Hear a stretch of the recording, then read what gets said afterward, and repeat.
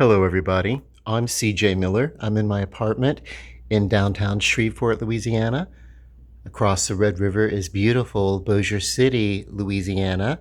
Come check us out. Lots of fun things to do always. What I want to talk about is what's on screen here. It's uh, paused. Thought it was a good place for it. I'll try to be quick with this review, but this is a review of Peacemaker, Season 2, Episode 1. So, yeah. The first thing we get is, the logo, the new DCU logo with the animated Superman and turning around, and it's the DC shield or whatever. So that's kind of cool. I've really grown fond of that one. I've already taken to it. When I first saw that appear at Creature Commandos, I was like, yeah. But now it's like, oh, hey, yeah. So it's definitely on brand for DC Studios, an entire studio for DC Works. Okay, so it's its own entity. It's attached to Warner Brothers, but it functions with a fair bit of studio autonomy, But yeah, Warner Brothers, of course, still owns all the properties. But anyway, so this is Peacemaker, Season 2, Episode 1.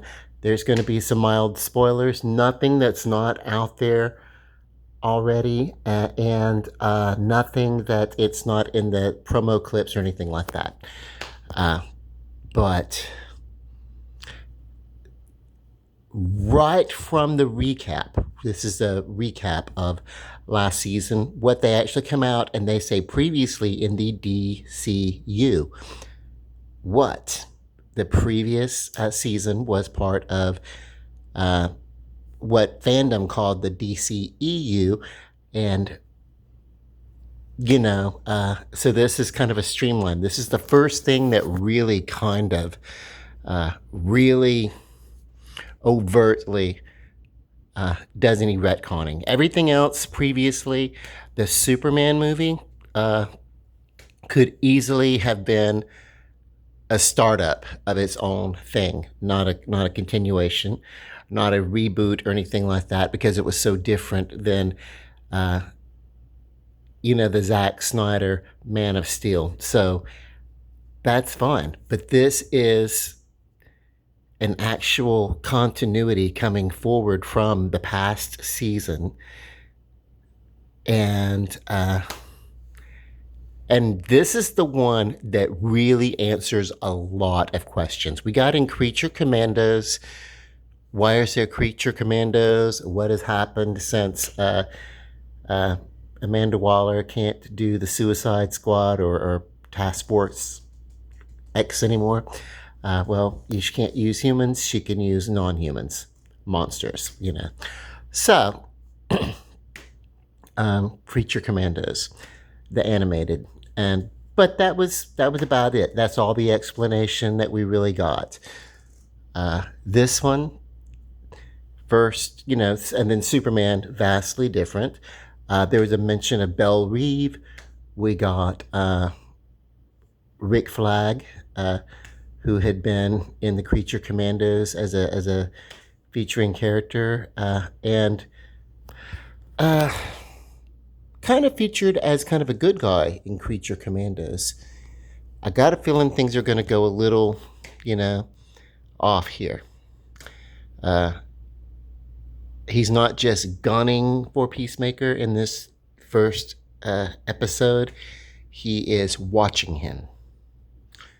Okay, so we pick up not too long after Amanda Waller has been outed by, her own daughter and everything.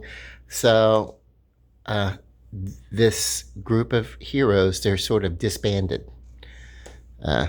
Wakes up with Eagly, his pet eagle, his sidekick or whatever, waking him up because he wants to go outside, but it's snowing and really cold and wintry. So he takes them into, and he's in his father's house now. He's living in his dad's house instead of the mobile home he lived in last season. So he's living in his dad's home, and he goes into the what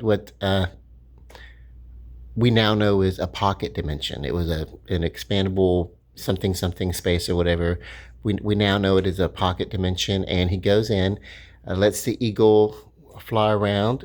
Maybe the first time he's done it this way since he's been in the home, or ever. Probably really hasn't ever done any kind of exploring there, and finds out that it is a shared space, and a shared dimension, and there are doors that open to other dimensions and realms and areas and everything. So what he finds is, you know, well, that's, I'm not going to really spoil it beyond there, but that kind of sets up what's happening for the rest of the season. He makes a discovery, goes back to his house. They jump forward 6 months, and the members of the team from last season, called the 11th Street Kids, by the way, they are, they're disbanded, and because of their disbandment, being disbanded or whatever, their displacement, they're all going through finding out who they're going to be if they're not part of this team, because they really bonded.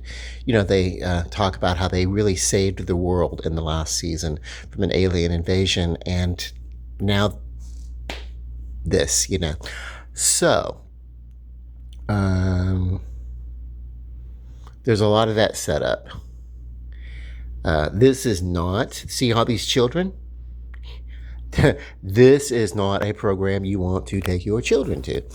Right after the recap, and in this recap is where they answer most significantly how this season fits into the DCU, and how they kind of close the gap, answer some questions. They just take it head on, right to it. Like, this is exactly what's happening. And by the end of this recap, this minute or so recap or whatever, you just, okay, that's it, we get it. And the answer is retconning. There were some things that were retconned, but it's so clear and it makes sense, okay? I certainly thought, okay, there's a pocket dimension, other dimensions, and what they're going to do is they're going to basically go into a whole different, hang on one second. I want to bring the screen back up. There we go. And the reason why I'm not running background is because I don't want this to get like a, hey, you can't show video because it's like a copyrighted material or whatever. I think maybe one screenshot might be okay.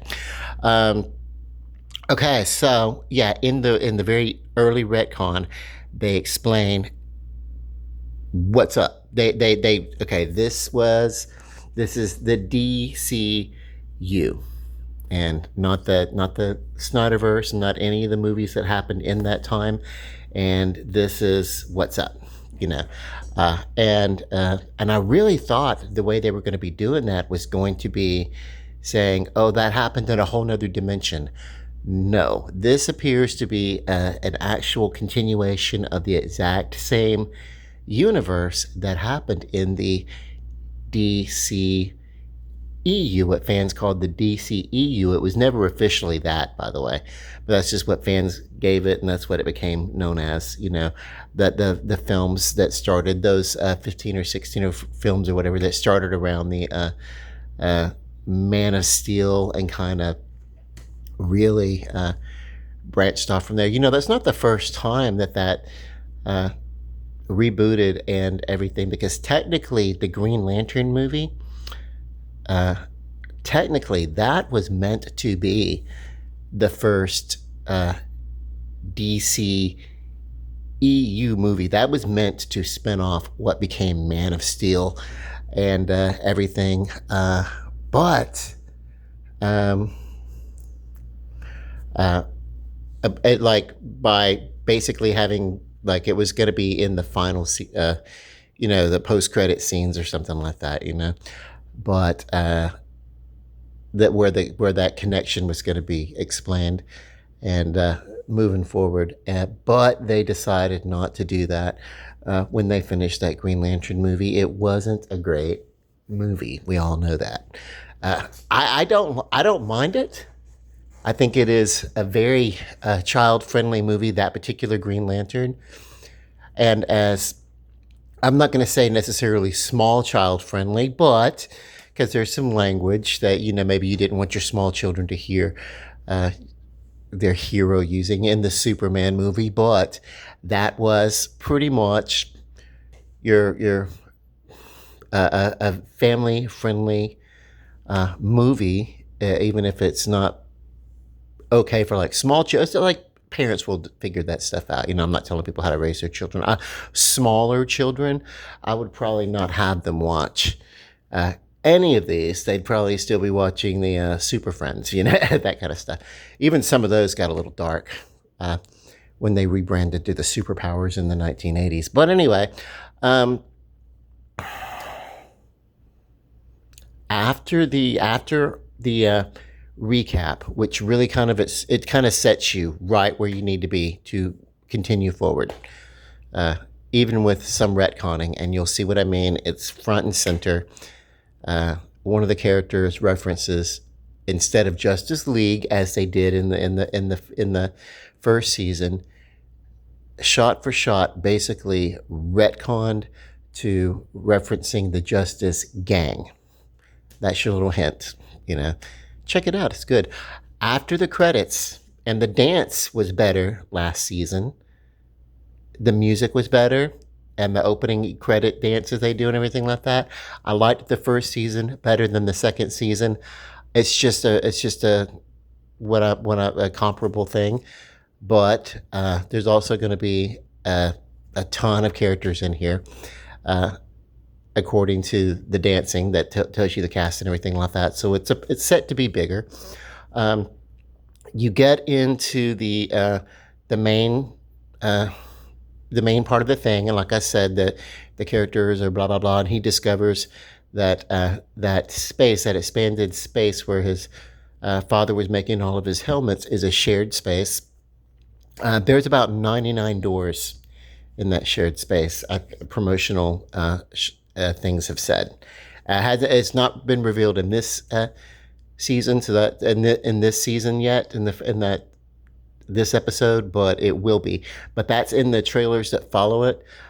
They talk about that because they'll give you some promotional. Hey, here's what's coming up in the season, and this is that. Then basically it visits with the characters for a little bit, and then it goes to 6 months later. And 6 months later, barely into this episode, everybody who is under the age to who is not an adult, you need to have them close their eyes, maybe leave the room for a little bit, you, and then tell them when they can come back in, because it is, whew, it just goes full out there is no question who this program is for. Not for classroom, but for adults. Now, I know that we live in a world where as soon as a child can get digital in their hand, and as soon as they get away from adults, they're going to Google naked bodies and whatever. That's just what kids are going to do. We need to do more to screen for that, other than, hey, are you just an adult or whatever, uh, um, yeah. But anyway, aside from that, and there are steps that are being taken for that, and I appreciate that. But yeah, but also, it's just, you're not going to shield children from that kind of stuff in the world. We looked at naked bodies when I was a kid, all over. It's like, and whatever. So I'm almost thinking, yeah, you know, body positivity, but respect for others and everything like that. But anyway, I'm not into, I don't even have children. So, anyway, you really do. And I would. Anyone that I didn't want to, I'd be like, oh no, hell no. We're stopping this.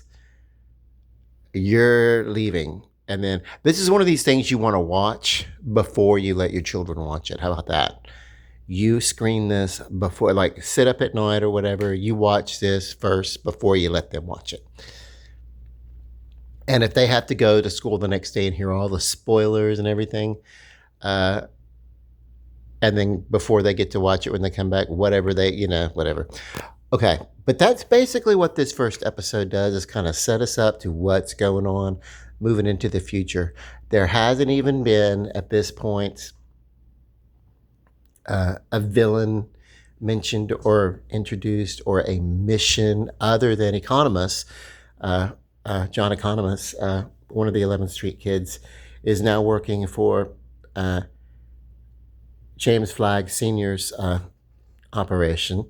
He's about the only one out of the 11th Street kids that has a job, but it's basically just kind of like peeking in and looking in on Peacemaker. And that's basically about it. So, and that's the setup. And so the rest of it's going to be about how this team comes together. But let me tell you, you really do want to. This is not starting out as a feel good. I'd like to think that it will end up as a feel good, but this is also season 2 of Peacemaker, and it's now part of a continuing arc. These DCU projects are going to be connected. You're going to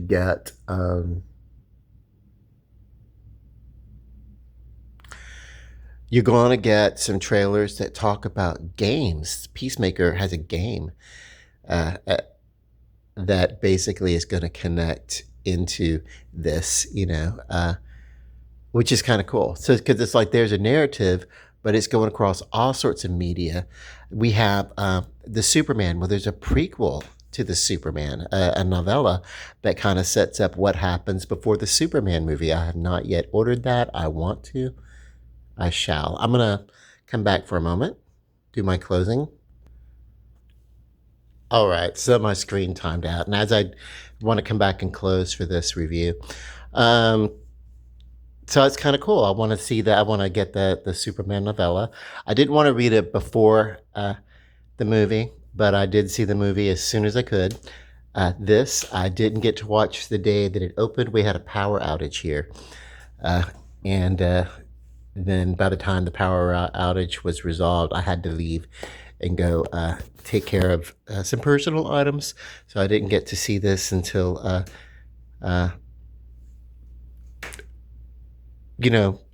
yesterday, early this morning, really. And then I'm doing the review now. So I'm excited. There are games. There's other media, novels, comic books, all that kind of stuff that's going to tie in directly to the overarching narrative within the DCU. They're going to be standalone. They're going to be able to stand alone on their own, but there's going to be connective tissues between the two that kind of moves it along. And this one is Gods and Monsters is the name of the first chapter of the DCU, and we haven't got a name for the second chapter of the DCU, and even the first chapter of the DCU is not fully actualized or come to fruition, but we do have a theme and there's some sort of narrative. I don't know if it's going to be in the way that the Marvel movies, everything was being driven in that first up until the whole setting up the movies and everything up until that first everything that had to do with Thanos, the Infinity Saga, they call it. Everything from, kind of leads up to that. And it was pretty much Thanos uh, driving that from behind the scenes. He'd pop up every once in a while until he became the big villain. And of course, they haven't really, uh, Marvel haven't really uh, had anything on that scale since then. I really thought with the Eternals, I really thought they were kind of onto something in a weird way. Robots ruling the universe or whatever. I don't know. Robots making robots to whatever. Everything was mechanical and robotic in that one, but they were somehow going to tie that into life. I don't know. Whatever. Anyway, this is DCU. I don't know if they're going to be, if there's going to be, if the connection is going to be that over and that broad over everything, or if it's just going to be one thing kind of leads to another. As in comic books, one thing kind of leads to another. It's not very often there's super sagas that happen. The first one that I can think of, the one that really shapes the DC universe in comic books, and these are essentially comic books. Everything it comes back to comic books. Crisis on Infinite Earths, 1985, going into 1986. I am so thrilled to be of the age where I was into comic books when that was going on, and everything DC had to do with Crisis on Infinite Earths. If you are just getting into DC comics and properties and everything, if you have not gone back to check out Crisis on Infinite Earths, if you never have, that explains everything. You know who's in it? The Suicide Squad, including this guy. I did not realize that. I had to go back and read it. There are so many things, so many name drops in that one. I almost really, when I first saw this, I'm like, these are characters they're inventing for the movies, and some of them are. But many of them are not. That's one of the things I do like about James Gunn. He will go back and kind of deep dive into the DC comics, and he was doing that for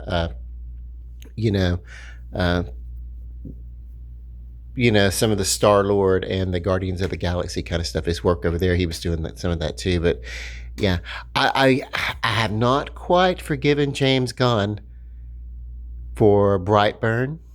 That movie was, it was not like the best made movie, but it wasn't the worst made movie. But the story was basically a ripoff of the Superman origin story. But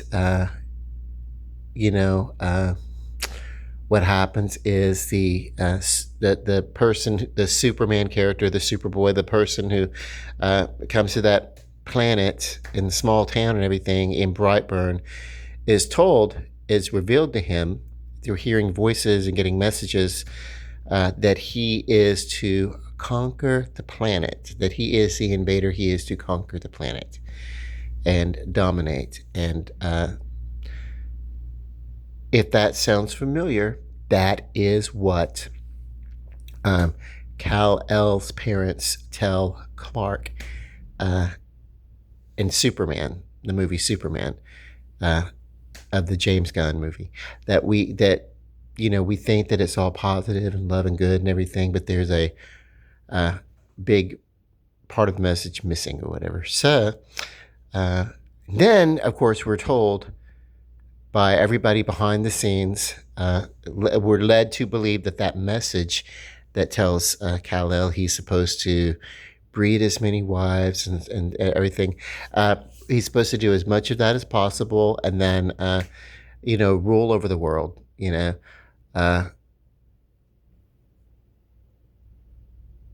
And apparently it's supposed to be, that's the real message. But then there's some speculation. Maybe they're going to go back and they're going to discover that that message, after all, had been tampered with. You know, but in the movie it seems that it's a real message. So we don't know. You can't really go by tabloids. Can't really go by. James Gunn says you really can't go by anything that anyone says, except for anything that's going to be released. He will do it, and through everything. So, but yeah, it really, maybe is he leading us, or was that message tampered with? I don't know, but either way, you know, Superman remains true. Clark Kent remains true to his Kansas upbringing in that movie, and then we come here. And this is set after the events of the Superman movie. And so now I'm going to give the rating. Obviously, the rating is S for subscription. I would subscribe to this. I would, even if it weren't available and if I needed to buy it on media, I would buy it on home media, but everything's digital now, so whatever. But yeah. And by the time these things are not available on HBO Max, um, they're going to be available everywhere else. So subscription, I will pay a subscription if I needed to keep up with this story, And I'm going to feel that way about most of the DCU property. It's different than where I would have went with it. Even with Superman, I probably would have went a little bit more traditional, especially with the traditional origin that we don't get an origin, that we're watching an origin. We are watching, post-origin, but a young Superman, Clark Kent, respond to his origin, coming into his own. Honestly, by the time the movie comes out, he's in his late 20s, going into his early 30s. He is far too much of a immature frat boy kind of mentality or whatever around the office and news. And again, he's too old in his life, even by that point, to just character age, a little bit too far in years to be as petty as he does seem. Although this is not a perfect Superman, But I already talked about that in my review. And so, but I'm going to accept that as, hang on. I'm going to accept that part of the narrative as what is to be an evolution of the character of Clark Kent. I certainly hope so. And because he is not mild-mannered, the hell did I just say? Mild-mannered? No, mild-mannered in the Superman movie. He's not the mild-mannered Clark Kent. He is somewhat abrasive sometimes. Not the most annoying character, but yeah, gone is the reserved, the somewhat stoic silence or whatever, or the good-natured Kansas boy or whatever. So anyway, what can I say? I'm looking forward to Supergirl, Woman of Tomorrow, who,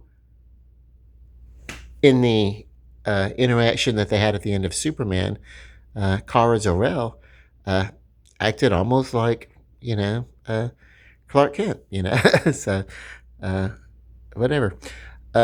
With the whole, whatever, bro, or whatever, dude, that kind of stuff. And it's like, whatever. But anyway, I still have some of those things. I'm well into my adulthood, put it that way, and I still have some childlike qualities. But you certainly learn public decorum as you get older. You know. What else? What else? What else? What else? Yeah, Suicide Squad. Looking forward to the second season of that one. I'm really looking forward to, not Suicide Squad, Creature Commandos. Looking forward to more Creature Commandos. Looking forward to seeing where they're taking this. You know. Um, do really? I was gonna say maybe like pause and send your kids out of the room. I'm gonna wholeheartedly advise parents, uh, watch this. Even if you're not interested in watching it, then watch it and put it on slow fast forward with the sound down or something like that. Just really check out visuals. There are things that you don't want some children, uh, they shouldn't see this kind of stuff, you know. Whew. Okay. Have I done a good job of reviewing this, rating it as for streaming, and then not spoiling too much? Uh, Although basically I've told you the crux of the first episode. Oh, what's really kind of cool uh, is that you're going to get the little trailers after this. It'll go right into trailers and give you a little bit of what's coming, a little bit of behind the scenes from the people also. The most annoying thing about this is the what's coming up on HBO. You know, it is like this really annoying alarm. This horrific. I can't. That's a terrible imitation, and it's loud and it's annoying, and it almost sounds like, I don't know. So maybe you want to like have the volume down for that when it first starts, because it's almost at whatever your TV is set at. It's intent to maximize the volume. Okay. Peacemaker season 2 episode 1, rated S for subscription service is what that S is for. And okay, super. Love and light. Bye.